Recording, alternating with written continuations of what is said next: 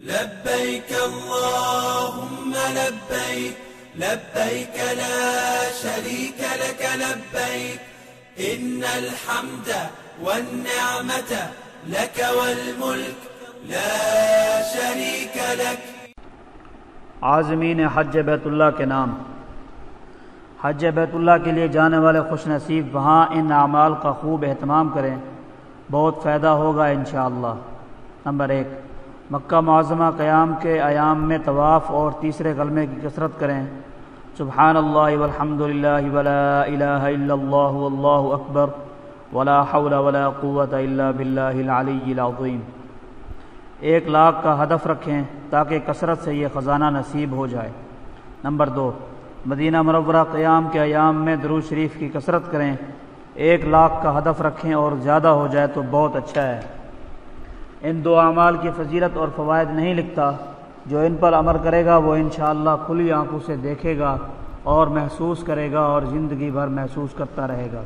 Number 3، رہائش اور کھانے پینے میں کچھ تنگی ہو تو حیادار مہمان کی طرح برداشت کریں، جنہوں نے احسان کر کے بلایا ہے وہ جہاں رکھیں، جو کھلائیں بس شکر ہی کرتے رہیں۔ نمبر 4، وہاں رشتہ داروں کو ڈھونڈنے، عام ملاقاتیں کرنے اور دوستوں کو تلاش کرنے سے اپنی حفاظت کریں، جنہوں نے بلایا ہے ان کی طرف متوجہ رہیں، انہی کو ڈھونڈیں اور انہی کی رضا کے لیے ہر عمل کریں۔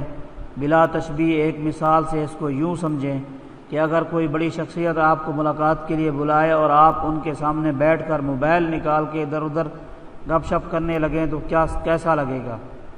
یہ تو 4 اہم باتیں ہیں، باقی جو چیزیں ضروری ہیں ان کا خلاصہ درج ذیل ہے۔ نمبر 1، حلال مال سے حج کریں اور وہاں بھی حلال مال لے جائیں۔ نمبر 2، حج، عمرے اور زیارت روضہ اطہر علی صاحبہ الف صلاۃ و تحیات کا طریقہ سیکھ کر جائیں۔